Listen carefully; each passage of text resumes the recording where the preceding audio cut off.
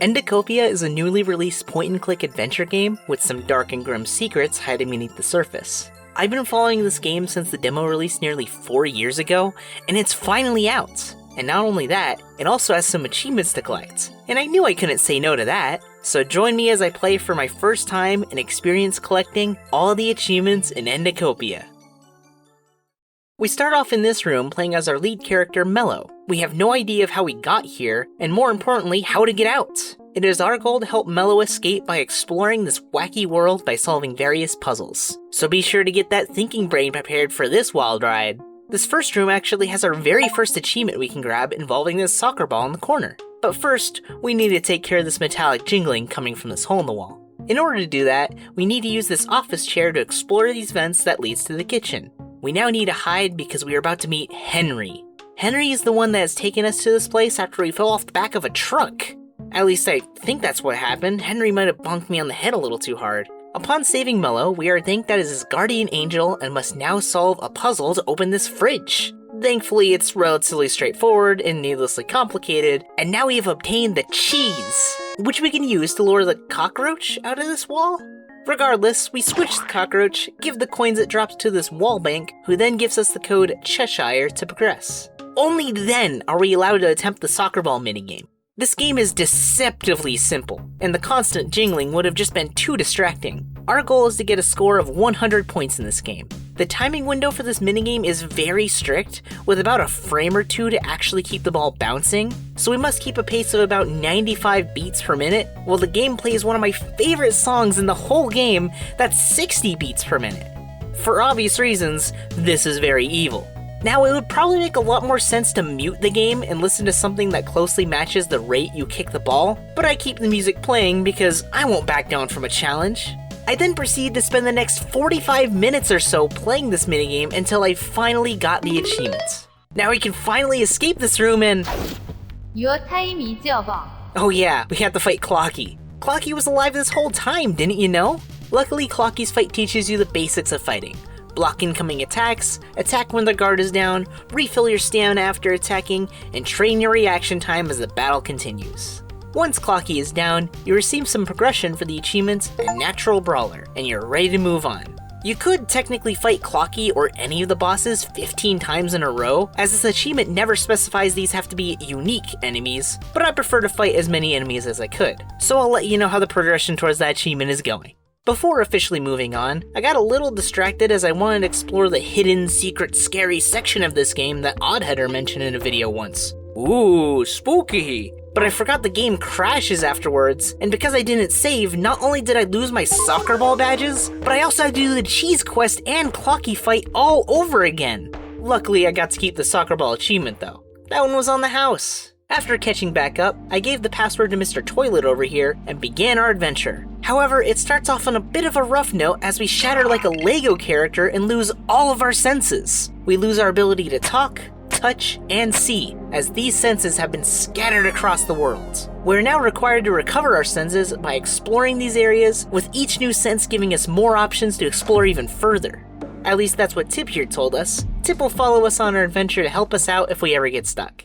The first place I chose to explore is the workplace. We're getting employed, baby! After passing by the cement bench creature, we're introduced to a little room full of activities to earn work credits. But without our senses, we don't really have a way of using these credits. Moving onwards... Oh no, it's a switch puzzle! I'm terrible at these! It'll take me forever to... Well, would you look at that? This gives us access to a unicycle of sorts and a groovy little song about going to work. We then have to use the lyrics of the song provided for this upcoming room with the robot Genesis01. Using the buttons Help Me Talk will give us the ability to talk once again. This allows us to talk to Tip at any time to get some much needed guidance in this very confusing world. Soon after, I arrived in Misery Town, a circus themed area where everyone isn't feeling too well. Luckily, we can talk to this jester named Tikito, who gives us the whole rundown on this town. All we really need to know is that he is lonely, and he has access to the intercom that this group of people will always listen to. Now, this town has quite a lot of attractions. A clown tragedy cinema I didn't understand the importance of, a story progression dunk tank that I couldn't figure out just yet, a shooting game that I completely skipped on my first playthrough, and a scary medicinal scene that I stumbled into. Hooray! Moving past all that for now is a dark room with a box that contains a clown zombie that wants to get us! Quick, Mello! Run and grab all these ropes as the room progressively gets darker and scarier! After that frightful encounter, we're introduced to Tikita, a lonely Piero girl who has a crush on the jester by the entrance, Tikito. I wonder if there's any way we can help him out. Maybe Coach from Left 4 Dead 2 knows the way. I'm gonna be a one-man cheeseburger apocalypse. Okay. Moving on is a very short and sweet train tunnel where we have to avoid some blocks and go through some tunnels. It has a very fun tune and I like it.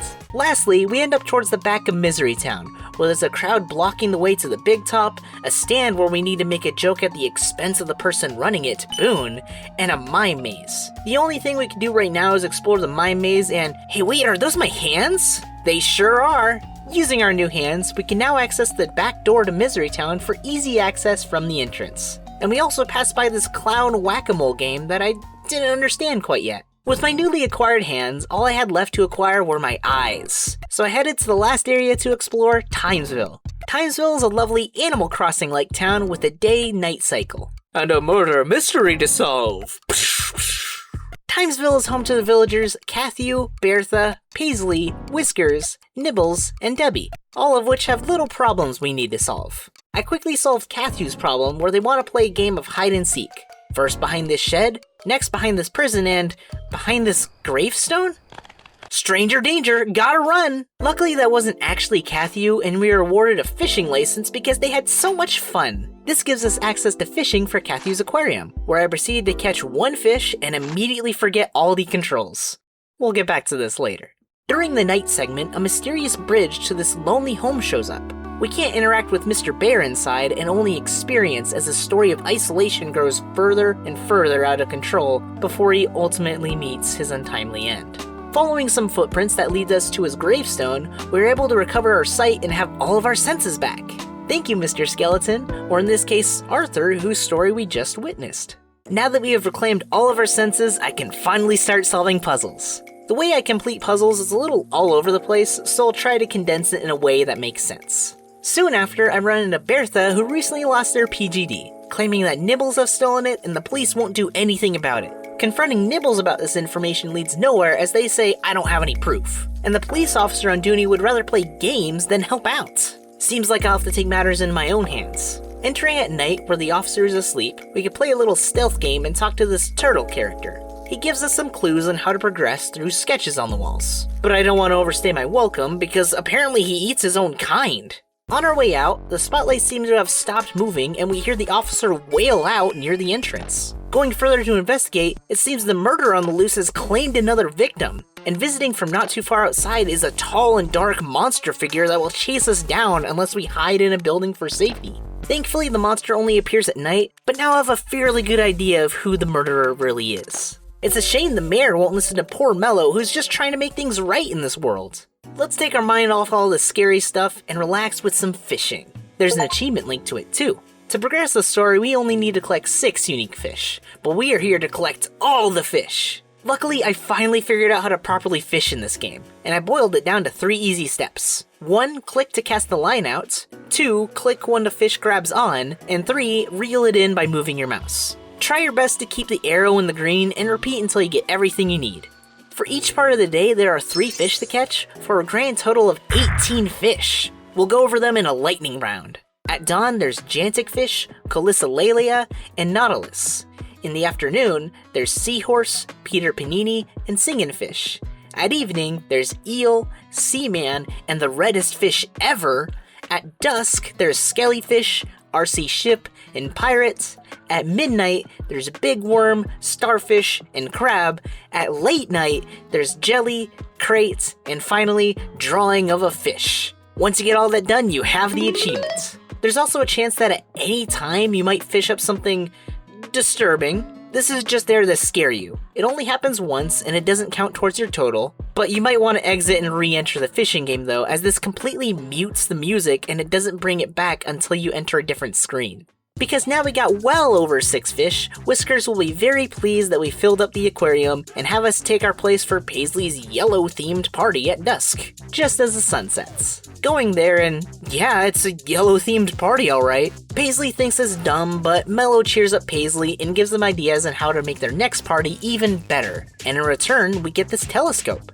Luckily, we already know what to look for thanks to the turtle's wall scribbles, so at midnight we need to go to this lone shed and look for the constellation that looks like a key, and then we will have access. Inside is a bunch of skeletons that are carrying a metal detector covered in gunk. We solve this puzzle for a bunch of ants to clean it up, take it, escape from some otherworldly entity, and now we can metal detect on the beach. I then proceed to pick up literally every single item on the beach, receive a mystery key for collecting all the fish, and have no idea what to do with any of the items I just collected. So I decided to go check out some other areas to figure out what I can do there.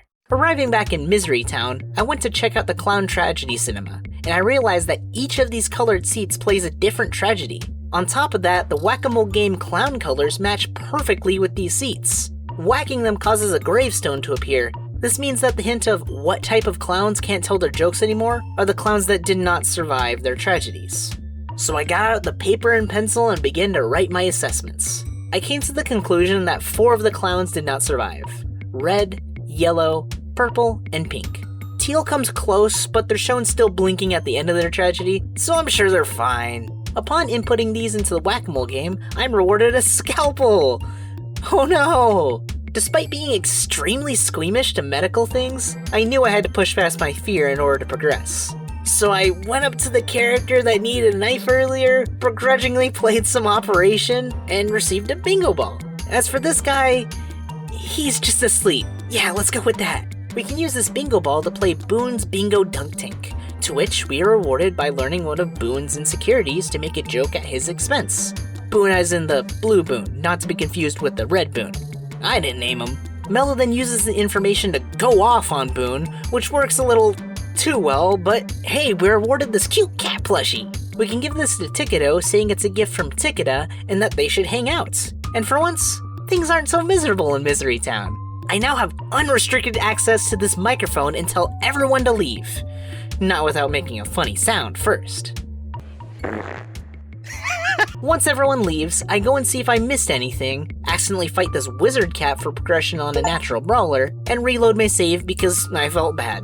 And then it's off to the big top of Misery Town to meet with the Trapezist, where I have access to 2 achievements, winning and without battling. Each of the main 3 bosses has achievements for winning and without battling, so I'll be sure to focus on those when I get there. Winning in battle is fairly easy and self-explanatory. Punch the balancing balls to deal damage until you win. And to rematch the battle, all I had to do was reload my save. I was a little stumped on how to win without fighting, so I asked Tip for help and they told me I just had to be sharp. So I simply used my scalpel on the rope and got the achievement. After finishing a Misery Town, we are brought back to the house, even though we still have much more work to do in this world. The red guy asked for something in return, which is a map of this house. How am I supposed to get something like that? Everything's at a completely different angle. Going back to our room, the light has been shut off, but this door program gives us access to a new room, a closet of sorts. Here we're given access to a rechargeable flashlight, a pencil, and a mannequin of sorts that seems to go by Scribbly. Well, we can't just draw anything as a face, so we better get exploring. Turning on the flashlight reveals a dark and mysterious hole in the wall. We need to shine our light to scare off any shadow monsters that try to get us, collect some paper, and help draw Scribbly's face. Upon doing so, Scribbly comes to life and helps us draw a map of the house. Amazing! With this done for the creature, we are then allowed back in and can help others in need. Misery Town is now nowhere in sight, so I guess it's off to Timesville once again. However, just like last time, I'm completely lost. I was able to figure out this dollhouse puzzle thanks to this helpful little alien that glows in the dark, and receive a mystery VHS for my efforts. I found a TV to view it, but no VHS player to play it. I was able to stop by the aquarium, however, and see that my hard work has finally paid off there. But with no clue on what to do next, I decided to come back later and visit the workplace. I decided to grind for some workplace credits in this activity room now that I can finally use the vending machine, and I practically cleared the whole thing out before Tip even suggested that I get a job for more credits. But I've already come so far and proceeded to fully clear it out before even getting a job. I was once again in possession of a ton of items that I had no idea how to use. I really gotta stop doing this to myself. Eventually, I figured out Tip is literally telling me how to progress the game, so I explore some more and stumble into this job application robots. Oh no, I'm terrible at these. Unlike real life, however, not only do I get a response back, but I'm hired immediately into a gambling den. Great. I try to leave to my right, but end on this game show where I try my hand at a game of luck and probability. We must guess if a dice will land below or under 3 for 1 points, or if we're feeling particularly lucky, we can guess exactly 3 for 2 points. The first person to 6 points wins. Cowabunga! My first chance against Gerald over here didn't do so great as I ended up getting kicked out because I didn't really understand what was going on. But on my second attempt, I ended up getting a perfect game and won a trip to anywhere in the world. Sweet! This also gave me progression towards the Against All Odds achievement, where I must beat every gambler at a game of dice. Game on!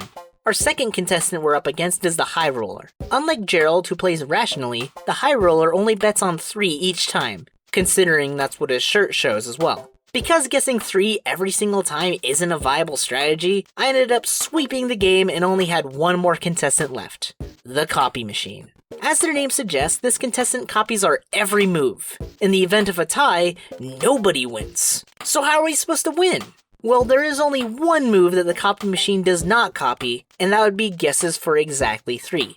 Probably because, as we discovered earlier, that's not really a viable strategy. So we have no choice but to keep on guessing 3 and hope we get really lucky. And with enough trial and error, we win and we're awarded our achievement. There isn't really much else we can do with our winnings besides gamble it for no real benefit, as we already cleared out the vending machine. So going back to the job application robot, we retake the interview and we're lined up with a different job. This one being stationed at an office. What's this, free achievement? Don't mind if I do. Our office job has us replying to company emails over the phone. The first email I get back to is stuck in level 3, which has us help someone who was in an encounter with Goblin Lord in their RPG. Luckily, I'm fairly decent at RPGs, even if I don't play them all too often, and I help this player get past the Goblin Lord. What can I say? I'm simply a gamer. I responded to other calls with relative success and the productivity levels went up, but they needed to be full. Luckily, I had all the items that can help out with that. Miss Mania over here can take the tickets to anywhere in the world, I gave a stress toy to the stressed individual, and this very tired lady can have this energy drink. At full productivity, I can make it to the next room, but I still needed a key that was trapped in the water cooler, which I made sure to take a drink out of to stay hydrated and make some progress towards the water break achievement. In order to get into this water cooler, I needed this wrench from the cement bench creature, which I can only get by handing him some flowers from the sunflower that I watered earlier.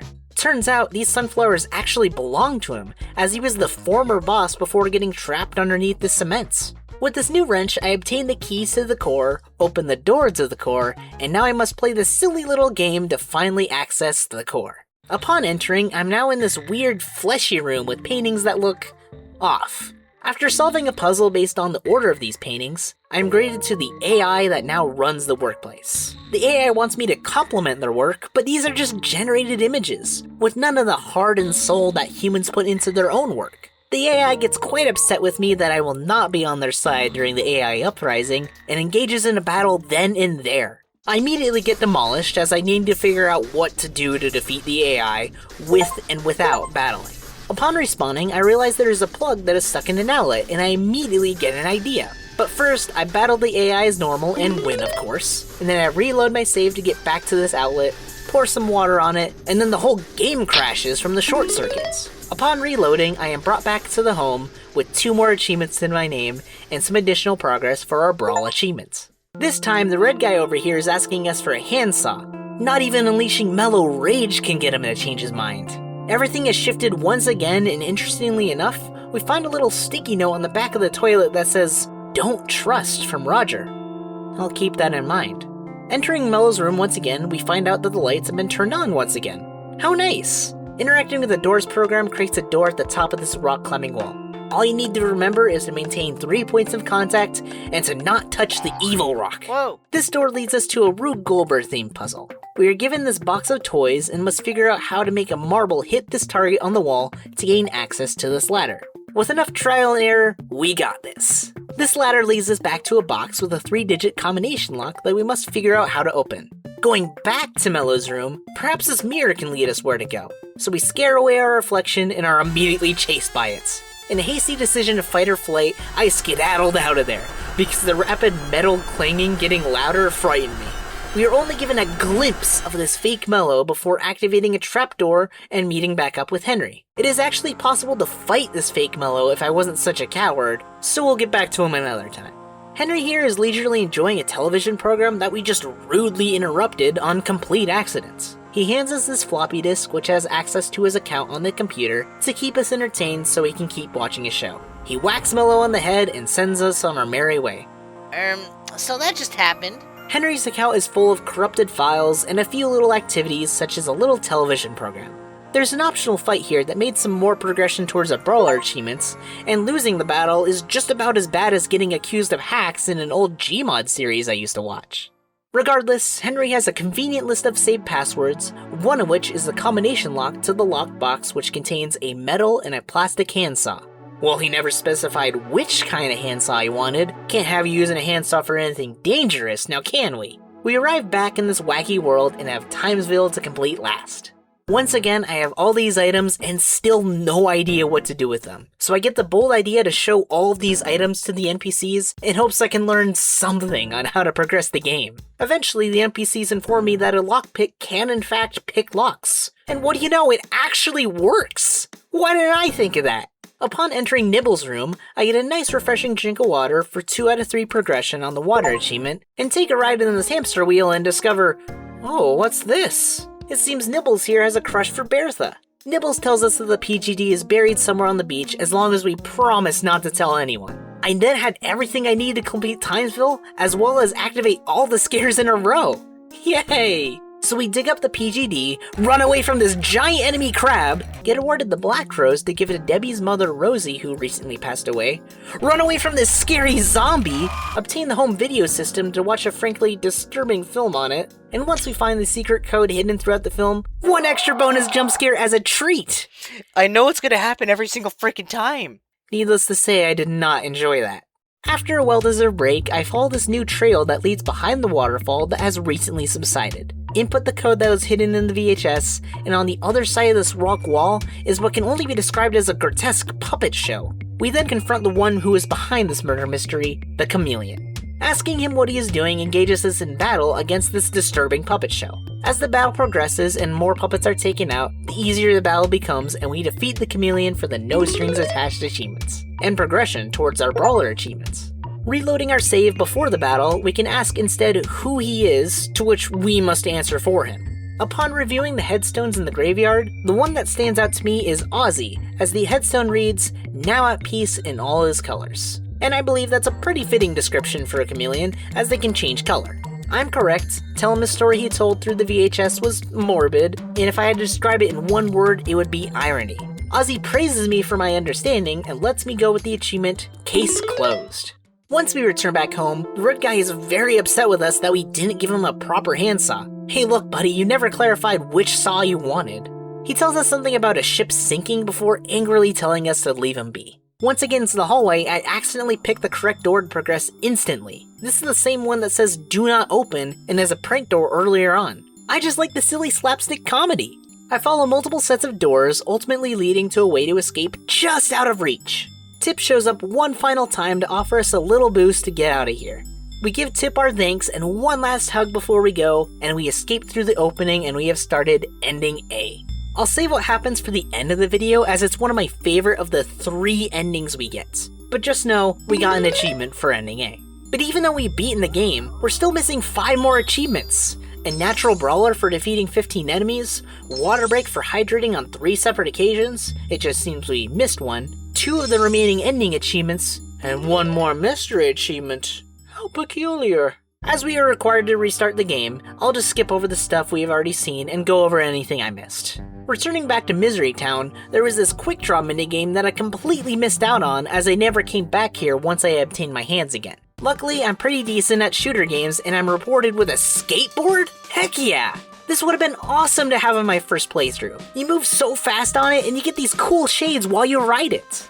Back at the workplace, I decide to try gambling away some of my credits for fun, land an error on this prize wheel, and I get access to the secret elevator that brings me to an underground fight club for even more workplace credits that I don't even need. But it does help me get progression towards the brawler achievement, so let's give it a go. The first match is against Matchboxer, a box of matches that lights said matches, and we have to try to dodge them while he occasionally throws actual punches at us. We're given absolutely no opportunity to attack other than to dodge, and if I had to guess, we had to dodge over 25 matches until he runs out. As the match progresses, he only gets faster and faster, making it much more difficult to react in time. On top of that, it took me a while to figure out what the tell is for where he's gonna punch. He can only punch in the middle or on the right. Holding up 1 or 2 fingers means he's going to punch on the right, and a crossed finger or a middle finger means he's going to punch us in the middle. He only throws 2 punches at a time when he's not throwing matches, so memorize the tells, block all the matches, and once he starts cowering his final match, wail on him until you knock him out. Our second match is against this trash bag cat, and this one was fast and tricky. The first phase isn't too hard as it's fairly easy to tell what's left, right, or a middle attack. When they bring out the scanner, that's your window to attack. The second phase is the real challenge. I'll call this Cat's Eye mode, where they gain what appears to be a cat's eye and sharp teeth around their ears. Cat's Eye mode has the same moves but significantly faster. It's the scanner move that's now different. The cat charges up a laser move by covering their eye during this time and will attack if not attacked first. And that window is really fast. When facing forward, the cat will attack in the middle. It's the sides that tricked me. When facing left or right, the cat will attack in the direction they're looking. Because of how fast this cat attacks, sometimes you will need to dodge this attack instead of attacking it yourself, as you can't rebuild your stamina by defending all the time. Keep at it until they retreat and vanish. After finishing this fight, be sure to read this note hidden within the trash. This will give us access to another secret fight later. Our final match starts a lot faster than you expect, and we're faced against the Boxer. I don't know their exact names, so I hope this is okay. The Boxer has a few simple attacks that are quite easy to dodge once you realize their pattern. If they stop in the middle, they will throw 2 punches in the middle, followed by 1 more on the left. If they do a spin, they'll be dropping their elbow on the right. Lastly, if they power up, they will quickly punch on the left, the right, and power up once more in the middle. This is your window to attack. If you do not take it, they will unleash an all-out attack that I have not survived before.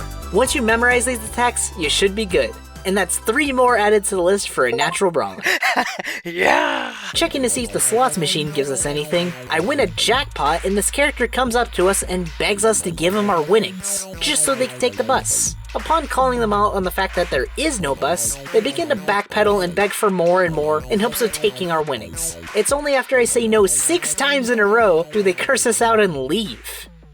Anyway, going back to our phone at the desk job, if we call the number we found at the fight club, do we get a cryptic message saying to meet outside of Genesis 01's room at 9 p.m. Genesis 01's room is the robot that we spoke to through the use of buttons towards the start of the game, in case you didn't remember like I did. But the 9 p.m. mentioned was no joke. Save before doing this next part as it usually crashes the game. Set the clock on your computer to 8:59 p.m. to give yourself just enough time to get into position after loading your save. Once your computer reads 9 p.m., enter the room outside Genesis 01 and you'll be introduced to our secret fight. I'll call him the Swordsman. The Swordsman will tell us we only have 1 chance before starting the battle. He has 3 different attacks, all of which are real quick, and if you're not careful, you'll be kicked out and you'll find his warning was not for show, as he will be gone, meaning you'll have to set your clock again just to battle him. If he brings a sword up, he'll be attacking the middle. If he moves left or right, he'll be attacking the opposite side. This tripped me up a little bit, but eventually it's pretty easy to learn, and after a while he will catch his breath. If you attempt to attack him right away, you will be punished. I found that waiting a second or 2 before attacking seems to work consistently. Keep in mind that blocking his attacks depletes stamina, so if you're running low on stamina, this break is a good time to stop blocking to get some of that back. After 4 hits, you will defeat him in battle, so memorize those simple attacks and you should be good. I realize now is a good time to drink some water for that water break achievement while solving puzzles, and I realized that I never attempted to drink from the waterfall. But I realized this a little too late as I accidentally cleared the waterfall already. Whoops! Not all was lost though, as after I defeated the chameleon, I got the achievement in Natural Brawler. But I wasn't done fighting just yet. When I got back to Fake Mellow, this time I chose to confront him and fight. Luckily, this battle is fairly straightforward. Dodge the hands that fall from the ceiling, mash out if they manage to grab a hold of you, and punch Fake Mellow once they get low enough. I never really figured out what happens if you let him get too low, as this guy gave me the creeps and I did not want to find out. But after he was defeated, I went and picked up the regular handsaw this time as I was getting ready for ending B. Upon resurfacing for the final time, we noticed that things are very different from last time. Things do not look good indeed, Mello. Unlike last time, the red guy that normally talks to us is missing, and there's now a new trail of blood leading outside the room. Once again, we give Tip a goodbye hug and leave for ending B, which we will get into at the end of the video just like ending A, and we get an achievement to go with.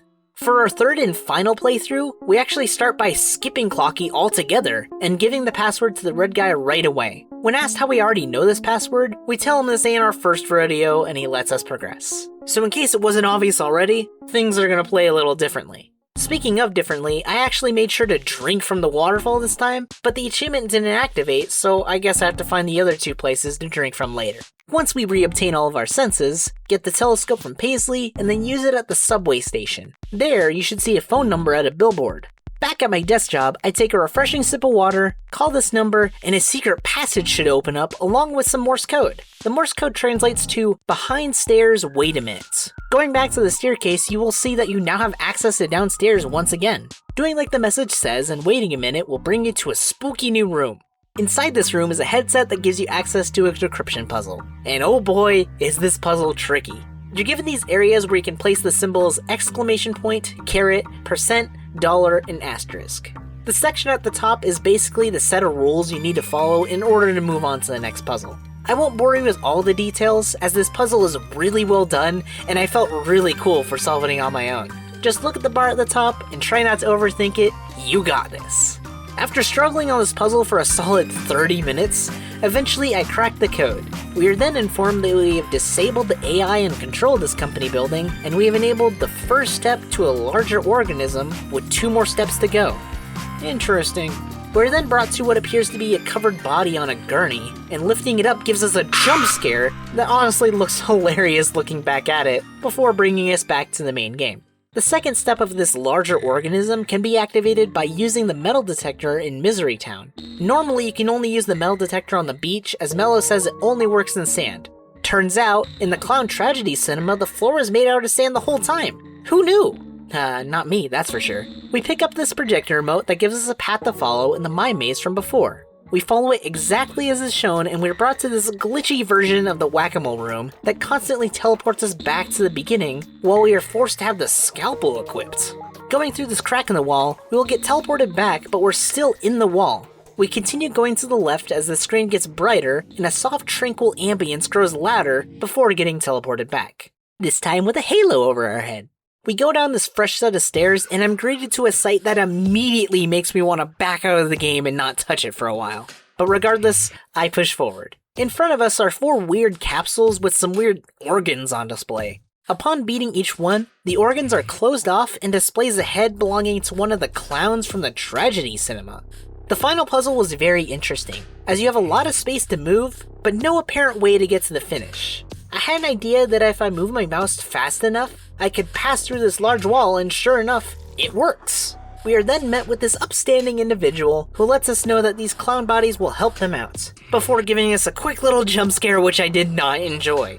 I hope now you can see why I'm saving the other endings for later. Could have had this guy under the blanket do a silly little dance or something. Anyway, we have now activated the second step of this 3-step larger organism plan. Thankfully, our final step lets us take it easy for a little while, as all we need to do now is just catch all the fish once again in order to acquire this lost key that I didn't know how to use before. I decided to take a water break once again because I know things are about to get strange, and oh hey, would you look at that, another achievement, let's go! With my morale boosted tenfold, it was ready to tackle this final secret that Timesville tried to hide from me. Upon entering the dollhouse after completing the puzzle, a mysterious voice whispers a message in reverse. Rewinding this message reveals the following. Have you tried entering this room in windowed mode? Well, no, I haven't. Listening to the voice and going windowed mode reveals a secret lock that wasn't there before. And wouldn't you know it, we happen to have the key. This newly opened passageway leads to a flashback of sorts where we can explore Timesville before this whole murder mystery happened. You can tell because everything's in sepia. Talking to the NPCs is the only way to progress, and they only speak as if they were newspaper clippings about the murders that went into way too much detail. All the while, each NPC slowly decays, to put it lightly. We make our way to the graveyard and we're now examining brain scans. Great! Our goal is to check these little spots in the brain scans and match the memories up for each other.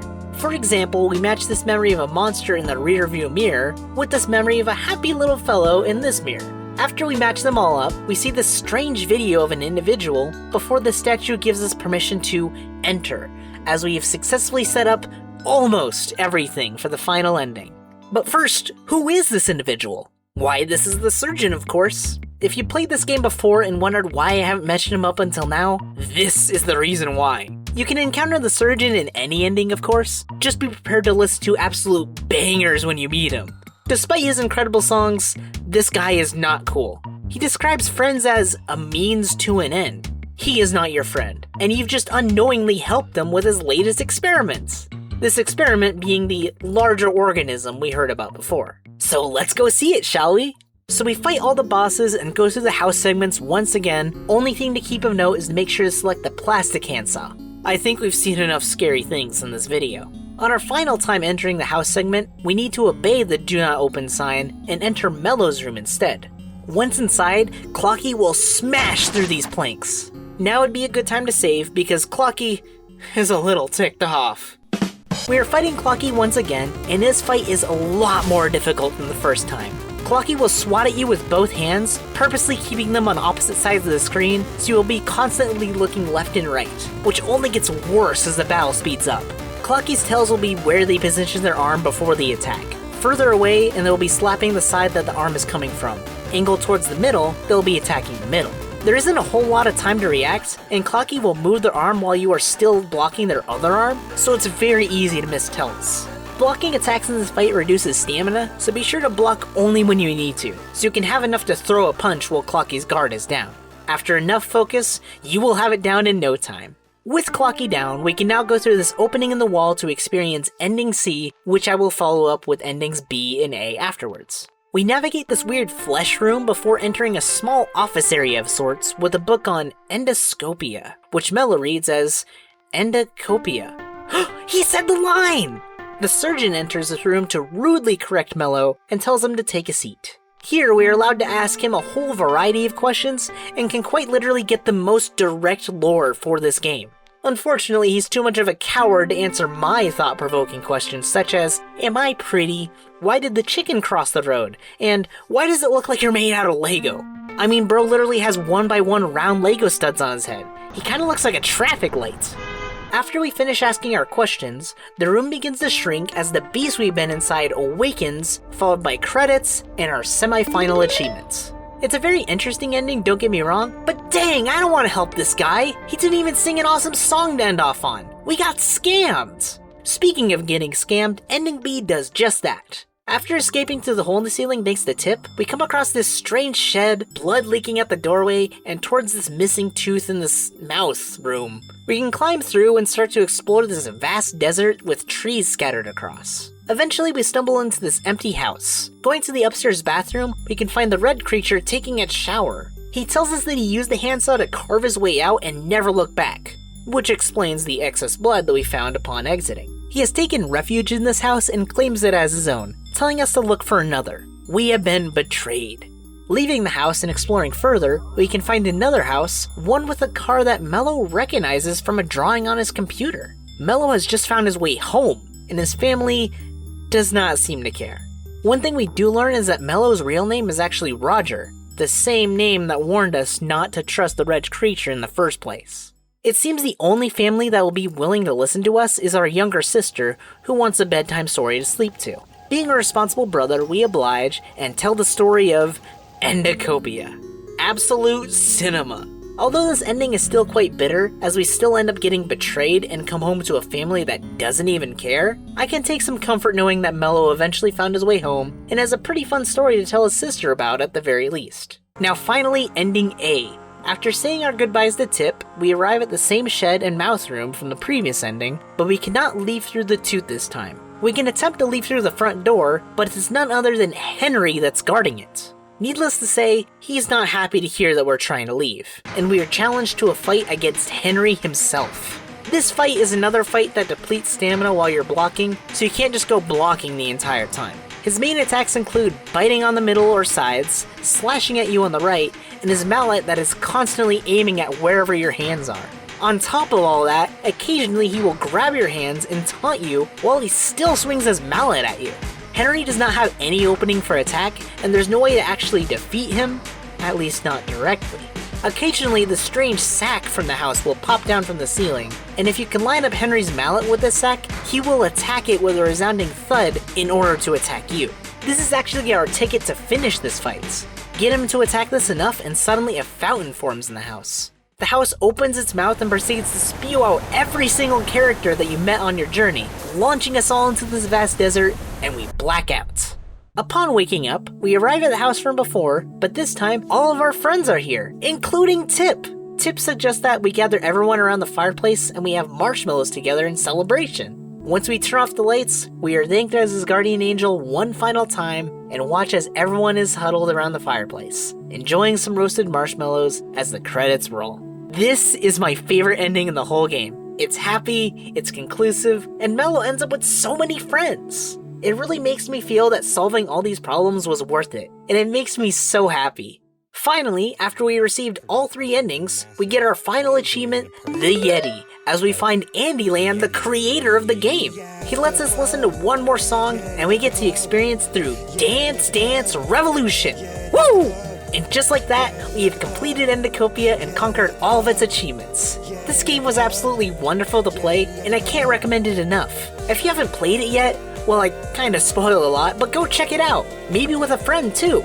It's got some really fun puzzles and quite a few scares, but it's absolutely incredible. Anyway, that's all for now. I hope you have a wonderful day or night, and take care.